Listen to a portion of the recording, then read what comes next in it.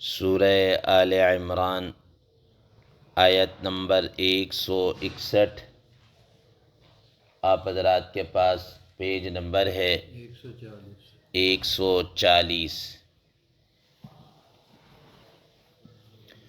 اعوذ باللہ من الشیطان الرجیم، بسم اللہ الرحمن الرحیم۔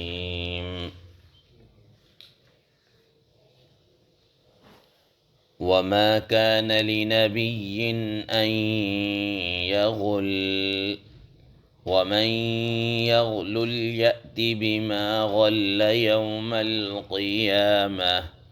ثم توفى كل نفس ما كسبت وهم لا يظلمون۔ صدق اللہ العظیم۔ اللہم صل علی محمد النبی الأمی وعلی آلہ وسلم تسلیما کثیرا کثیرا۔ محترم سامعین کرام، اس آیت مبارکہ کا ترجمہ اللہ تبارک و تعالی ارشاد فرماتے ہیں، وَمَا كَانَ لِنَبِيٍّ أَن يَغُلَّ، اور کسی نبی کے یہ شایان شان نہیں ہے کہ وہ خیانت کرے۔ وَمَن يَغْلُلْ يَأْتِ بِمَا غَلَّ يَوْمَ الْقِيَامَةِ، اور جو شخص خیانت کرے گا تو وہ شخص اس خیانت کی ہوئی چیز کو قیامت کے دن لے کر آئے گا۔ ثم توفی کل نفس ما کسبت، پھر ہر شخص کو جو اس نے کیا ہوگا اس کو پورا پورا بدلہ دیا جائے گا۔ وہم لا یظلمون، اور ان پر بالکل بھی ظلم نہیں کیا جائے گا۔ محترم سامعین کرام، ما قبل کی آیات میں رسول اللہ صلی اللہ تعالی علیہ وسلم کے اعلیٰ صفات کو، اعلیٰ اخلاق کو بیان کیا گیا، تو آج کی اس زیر 10 آیت مبارکہ کے اندر بھی نبی صلی اللہ تعالی علیہ وسلم کی ایک اور صفت امانت، دیانت، ان کو بھی بیان کیا گیا ہے۔ محترم سامعین کرام، حضرات مفسرین، محدثین کرام رحمہ اللہ فرماتے ہیں کہ غزوہ بدر کے موقع پر اور بعض روایات کے مطابق غزوہ احد کے متعلق جب مال غنیمت تقسیم کیا جا رہا تھا تو مال غنیمت کے دوران ایک خوبصورت چادر یا کمبل کوئی ایسی چیز تھی، تو اس کے متعلق بعض لوگ کہنے لگے کہ وہ خوبصورت سا کمبل یا اچھی سی چادر وہ نظر نہیں آ رہی، تو کسی منافق نے یہ بات کہہ دی کہ وہ رسول اللہ صلی اللہ تعالیٰ علیہ وسلم نے لے لی ہوگی، وہ آپ صلی اللہ علیہ وسلم نے رکھ لی ہوگی۔ تو اس کے اوپر قرآن مجید کی یہ آیت مبارکہ نازل ہوئی ہے۔ حضرات مفسرین کرام رحمہ اللہ فرماتے ہیں کہ یغل غلول سے ہے، اس کا معنی عمومی طور پر خیانت کے کیے جاتے ہیں، جیسا کہ حدیث مبارکہ میں آتا ہے، رسول اللہ صلی اللہ علیہ وسلم نے فرمایا کہ ان اللہ لا يقبل صلاة بغیر طہور ولا صدقة بغیر غلول، کہ اللہ تبارک و تعالی بغیر طہارت کے نماز کو قبول نہیں فرماتے، اور اللہ تبارک و تعالی ایسا صدقہ جس کے اندر کوئی چوری کی ہوئی ہو اس کو بھی قبول نہیں کرتے۔ یعنی کوئی آدمی کیا کہتے ہیں چوری کا مال اللہ کی راہ میں دے دے تو وہ اللہ کے ہاں قابل قبول نہیں ہے، وہ اللہ تعالیٰ کے ہاں قابل قبول نہیں ہے۔ تو غلول کا معنی ایک چوری کرنا بھی ہے، غلول کا معنی خیانت بھی کرنا۔ اسی طریقے سے حضرات مفسرین کرام رحمہ اللہ فرماتے ہیں کہ اس کا عمومی طور پر جو معنی کیا جاتا ہے وہ مال غنیمت کے اندر کسی چیز کو اٹھانا، اس کو بیان کیا جاتا ہے، مال غنیمت میں سے کسی چیز کو اٹھانا۔ محترم سامعین کرام، رسول اللہ صلی اللہ تعالیٰ علیہ وسلم کی حدیث مبارکہ میں آتا ہے کہ آپ صلی اللہ تعالیٰ علیہ وسلم جب مال غنیمت ہاتھ لگتا تھا، مال غنیمت آتا تھا، تو آپ صلی اللہ تعالیٰ علیہ وسلم حضرت بلال رضی اللہ تعالیٰ عنہ سے کہتے کہ آپ جائیں اور لوگوں کے درمیان میں یہ اعلان کریں کہ جس کے پاس جو کچھ ہے وہ لے کر آ جائے، جس کے پاس مال غنیمت میں سے جو کچھ بھی ہے تو وہ اس کو لے کر آ جائے۔ چنانچہ حضرت بلال رضی اللہ تعالیٰ عنہ یہ اعلان کرتے تو اس کے بعد جس کے پاس جو کچھ دشمنوں سے مال وصول ہوا ہوتا تو وہ لا کر ایک ڈھیر پر یا ایک جگہ جمع کر دیا جاتا۔ تو پھر آپ صلی اللہ تعالیٰ علیہ وسلم اس مال غنیمت کو اللہ تبارک و تعالیٰ کے نازل کردہ احکامات کی روشنی میں تقسیم فرماتے۔ قرآن مجید میں اللہ تبارک و تعالیٰ نے فرمایا وَاعْلَمُوا أَنَّمَا غَنِمْتُم مِّن شَيْءٍ فَأَنَّ لِلَّهِ خُمُسَهُ وَلِلرَّسُولِ وَلِذِي الْقُرْبَى، کہ مال غنیمت میں سے 5واں حصہ تو اللہ اور اس کے رسول کا ہے، تو آپ صلی اللہ تعالیٰ علیہ وسلم اس حصے کو الگ نکالتے اور پھر باقی حصے کو وہ لوگوں کے درمیان میں اسی تناسب سے تقسیم کر دیا جاتا۔ تو آپ صلی اللہ تعالیٰ علیہ وسلم کا یہ طریقہ کار۔ اب روایات میں آتا ہے کہ پہلی بات تو یہ ہے کہ نبی صلی اللہ تعالیٰ علیہ وسلم کو یہ پورا حق اللہ تبارک و تعالیٰ کی طرف سے حاصل تھا کہ آپ صلی اللہ تعالیٰ علیہ وسلم کوئی بھی چیز جو آپ صلی اللہ علیہ وسلم کو مال غنیمت میں سے پسند ہو آپ لے سکتے ہیں، کوئی بھی چیز آپ کو پسند ہو تو آپ صلی اللہ علیہ وسلم اس کو لے سکتے ہیں۔ لیکن عمومی طور پر نبی صلی اللہ علیہ وسلم نے کوئی اس طرح کا اپنا یہ حق استعمال نہیں کیا، کوئی ایک آدھ واقعہ ہو یا نہیں کیا، اور اگر آپ صلی اللہ علیہ وسلم نے کرتے بھی تو سامنے مثال کے طور بتا کر بھئی یہ چیز ہے میرا حق ہے میں لے رہا ہوں۔ تو نبی صلی اللہ علیہ وسلم کی ذات عالیہ سے یہ بات بہت بلند ہے کہ آپ صلی اللہ علیہ وسلم کچھ اس طرح کی خیانت یا کوئی اس طرح کی چیز کیا ہے یہ کریں۔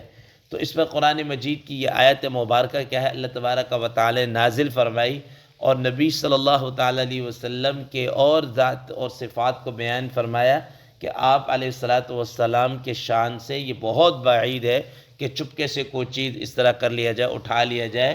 یہ تو عام آدمی کے بھی شان شان نہیں ہے، چاہے جائے کہ نبی کے کیا ہے شان شان ہو، آپ علیہ السلام کیا بلکہ تمام حضرات انبیاء علیہ السلام معصوم عن الخطایا ہوتے ہیں، گناہوں سے سکیور ہوتے ہیں، محفوظ ہوتے ہیں، اللہ تبارک و تعالیٰ کی طرف سے حفاظت ہوتی ہے، گناہ کا کوئی شائبہ تک نہیں ہوتا۔ ٹھیک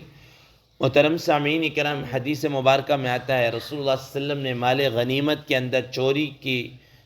قباحت کو بیان کرتے ہوئے فرمایا کہ جو آدمی مال غنیمت میں سے چوری کرے گا نا، حتیٰ کہ فرمایا کہ ایک تسمہ بھی جوتے کا وہ بھی چوری کرے گا تو قیامت والے دن وہ بھی اس کو کیا ہے لے کر آئے گا، ایک تسمہ ہو یا دو، وہ اس کی جہنم کا سبب ہے، شریکن فی النار و شریکانی فی النار، ٹھیک ہے نا، چاہے وہ ایک تسمہ ہو یا دو تسمے ہو وہ جہنم کے اندر لے جانے کا سبب بنیں گے۔ حدیث مبارکہ میں آتا ہے کہ رسول اللہ صلی اللہ تعالیٰ علیہ وسلم کے سامنے چند صحابہ کا ذکر کیا گیا، چند لوگوں کا ذکر کیا گیا کہ یہ بھی شہید ہو گیا، بڑی بات ہے، یہ بھی شہید ہو گیا، یہ بھی شہید ہو گیا، ان کی شہادت کو اور ان کے اس چیز کو بیان کیا گیا۔ تو رسول اللہ صلی اللہ علیہ وسلم نے ایک شہید کے متعلق فرمایا کہ اس کے متعلق چھوڑو، میں اس کو دیکھ رہا ہوں کہ جہنم کی آگ اس کے اوپر کیا ہے لپٹ رہی ہے، جہنم کی آگ اس کے اوپر لپٹ رہی ہے۔ اور بعض روایات میں آتا ہے کہ آپ صلی اللہ علیہ وسلم کا ایک غلام تھا، اس کا نام بھی ذکر کیا گیا ہے کہ اس نے کوئی مال غنیمت کے اندر سے کوئی چادر اس طرح بغیر پوچھے اٹھا لی تھی، تو آپ صلی اللہ علیہ وسلم فرمایا کہ میں دیکھ رہا ہوں کہ وہ چادر جہنم کی آگ اور شعلے بن کر اس کے اوپر کیا ہے لپٹ رہی ہے۔ اور آپ صلی اللہ تعالیٰ علیہ وسلم نے حضرت علی رضی اللہ تعالیٰ عنہ سے فرمایا کہ لوگوں کے درمیان میں جا کر اس بات کو بتا دو کہ کل قیامت والے دن جو آدمی بھی مال غنیمت میں سے چوری کرے گا وہ اس کو لے کر کیا ہوگا حاضر ہوگا، وہ لے کر حاضر ہوگا۔ حدیث مبارکہ میں آتا ہے کہ ایک شخص نبی صلی اللہ علیہ وسلم کے پاس کوئی ایک دھاگا یا کوئی بالوں سے بنی ہوئی کوئی رسی جو جانور کے گلے کے اندر ڈالی جاتی، اس طرح کی چھوٹی چھوٹی چیزیں، چھوٹی کوئی چیز ہوگی تو وہ لے کر آئے،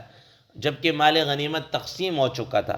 تو آپ صلی اللہ تعالیٰ علیہ وسلم نے اس سے پوچھا کہ کیا تمہارے پاس حضرت بلال رضی اللہ تعالیٰ عنہ کا اعلان نہیں پہنچا تھا؟ انہوں نے جو اعلان کیا نہیں پہنچا، کہا کہ پوچھا پھر تم کیوں نہیں لے کر آئے، تم نے جمع کیوں نہیں کروایا؟ اب اس نے کوئی اپنا عذر پیش کیا ہوگا، تو آپ صلی اللہ علیہ وسلم نے فرمایا کہ اب میں اس کو مال غنیمت تقسیم ہو چکا ہے، اس دھاگے کو یا اس چیز کو میں لوگوں کے درمیان میں کیسے تقسیم کراؤں؟ فرمایا کہ اس کو اب تم قیامت والے دن تم خود ہی لے کر کیا ہے حاضر ہو گئے۔ اور آپ صلی اللہ علیہ وسلم نے فرمایا کہ دیکھنا تم اس حالت میں مجھے نہ ملنا کہ کسی کی گردن کے اوپر کوئی اونٹ لدا ہوا ہو، کسی کی گردن کے اوپر کوئی بکری لدی ہوئی ہو اور وہ ہنہنا رہی ہو، ٹھیک ہے۔ فرمایا کہ قیامت والے دن جو جتنی چوری کرے گا اتنی اپنے گردن کے اوپر اس کو لے کر حاضر ہوگا۔ حضرات محدثین کرام رحمہ اللہ فرماتے ہیں کہ یہ گردن کے اوپر اس کو اٹھا کر لے کر آنا یا یہ اس بات کے علاوہ اس کی رسوائی ہوگی۔ اور حدیث مبارکہ کے مطابق اگر کسی نے 100 اونٹ بھی اٹھائے ہوں گے نا، یا کسی کی زمین ناحق اٹھائی ہوئی ہوگی تو وہ زمینیں نیچے تک اس کی گردن پر آئیں گی، اس کی گردن پر آئیں گی۔ اب ایک ذہنوں کے اندر ایک اشکال آتا ہے کہ ایک آدمی مثال کے طور پر اونٹ کیسے اٹھائے گا، یا 100 اونٹ کیسے اٹھائے گا، یا زمین کا یہ کیسے اٹھائے گا؟ حدیث مبارکہ میں یہ نبی صلی اللہ علیہ وسلم کے سامنے بھی یہ کیا کیا گیا، اعتراض کیا گیا۔ حضرت تھانوی صاحب رحمہ اللہ فرماتے ہیں کہ نبی صلی اللہ تعالیٰ یہ جو اعتراض ہے یہ وہ لوگ کریں گے جو اسلام اور اسلام کے اصول ان کے ذہنوں میں نہ آ سکتے، ان کے عقل میں نہ آتے ہوں۔ فرمایا کہ رسول اللہ صلی اللہ علیہ وسلم سے بھی یہ اسلام میں اعتراض کیا گیا کہ ایک آدمی ایک اونٹ تو بڑی دور کے بعد یہ 100 اونٹ کیسے اٹھائے گا؟ تو آپ صلی اللہ علیہ وسلم نے فرمایا کہ قیامت والے دن جو گناہگار ہوں گے یا یہ جو کافر ہوں گے ان کی صورتحال کچھ یوں ہوگی کہ ان کی ایک ایک داڑھ احد پہاڑ کے برابر ہوگی، احد پہاڑ کے برابر ہوگی۔ اور فرمایا کہ ان کا جسم جو ہے، آپ صلی اللہ علیہ وسلم نے ایک علاقے کا بتایا کہ یہاں سے لے کر وہاں تک ان کا جسم کیا ہے، پھیلا ہوا ہوگا۔ اور فرماتے ہیں کہ وہ علاقہ اس کا جو وایہ تھا وہ 36 کلومیٹر یا 36 میل کا علاقہ ہے۔ اب آپ مجھے بتائیں کہ 36 میل کے اندر کیا 100 اونٹ نہیں آ سکتے؟ ٹھیک ہے نا؟ تو آپ صلی اللہ علیہ وسلم نے فرمایا کہ یہ اس طرح آدمی کا کیا ہوگا وہ ہوگا۔ تو آپ صلی اللہ علیہ وسلم نے اسی وجہ سے فرمایا کہ ایسا نہ ہو کہ کل قیامت والے دن تمہارے ساتھ ہو تو میں وہاں تمہارے ساتھ کچھ بات بھی نہیں کر پاؤں گا،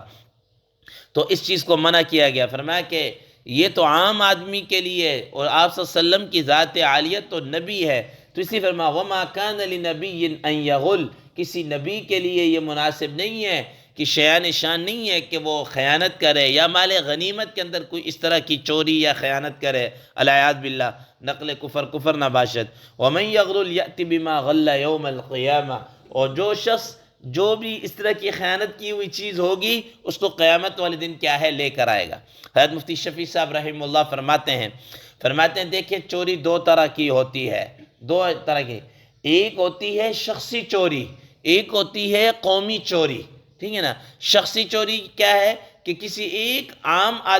آدمی کا کوئی آپ نے مال اٹھایا کیا ہے تو وہ بھی چوری ہے، لیکن اگر اللہ تبارک و تعالی کی طرف سے کسی آدمی کو توبہ کی توفیق ہو جائے تو کم از کم اس کو پتہ نہیں یار میں نے اس کا مال چورایا، میں نے اس کا مال کیا کیا ہے، اٹھایا ہے، تو وہ اس سے معافی تلافی تو کروا سکتا ہے، یار مجھ سے غلطی ہو گئی، وہ آدمی بھی کیا کر سکتا ہے، معاف۔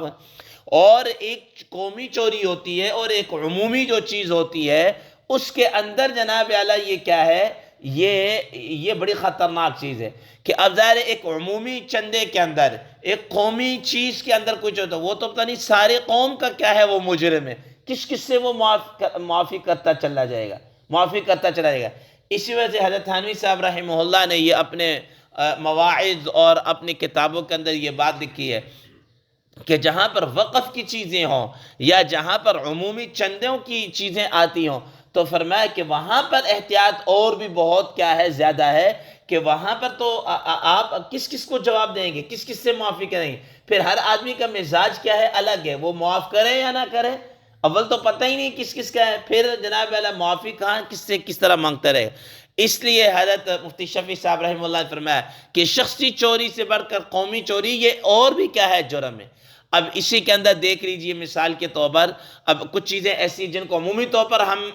وہ نہیں سمجھتے کہ یہ بھی کوئی چوری ہے، وہ کہتے ہیں یہ ہمارا حق ہے، ٹھیک ہے نا۔ مثال کے طور پر کہ لوگ بجلی کے کنڈے لگا لیتے ہیں کہ نہیں، اب یہ قومی چوری ہے کہ نہیں ہے؟ یا جناب اللہ گیس کے اندر غلط کنیکشن حاصل کر لیا یا کوئی اور اس کو کر لیا، یہ ساری چیزیں کیا، یہ اجتماعی چوری ہے، ٹھیک ہے نا۔ اب یہ ایسی چیزیں جس کو ہم چوری ہونا سمجھتے بھی نہیں ہیں، ٹھیک ہے نا۔ ہم کہتے ہیں نہیں جی ہمارا حق ہے، یوں ہے فلاں ہے۔ تو فرمایا کہ جو بھی قیامت والے دن جو بھی آدمی خیانت کس طرح بھی کرے گا، کل قیامت والے دن اس کو لے کر آئے گا۔ ثم توفا کل نفس ما کسبت وهم لا یظلمون، پھر ہر آدمی کو جو اس نے کیا ہوگا اس کا پورا پورا بدلہ دیا جائے گا، تھوڑا ہے تھوڑا۔ ومن یعمل مثقال ذرۃ شرا یرہ، ٹھیک ہے نا، جس نے رتی برابر بھی برائی کی ہوگی اس کو وہ کیا ہے دیکھ لے گا۔ وہم لا یظلمون، اور وہ ان پر کسی قسم کا کیا ہے کوئی ظلم نہیں ہوگا۔ اللہ تبارک و تعالیٰ تو ویسے بھی ظلم نہیں کرتے، یہ تو بندے کا اپنے کیا ہے کیا دھرتا ہوگا۔ اللہ تبارک و تعالیٰ سے دعا ہے اللہ تبارک و تعالیٰ ہمیں ان خیانت اور ان ساری چیزوں سے ہم سب کی حفاظت فرمائے۔ وآخر دعوانا ان الحمد للہ رب العالمین۔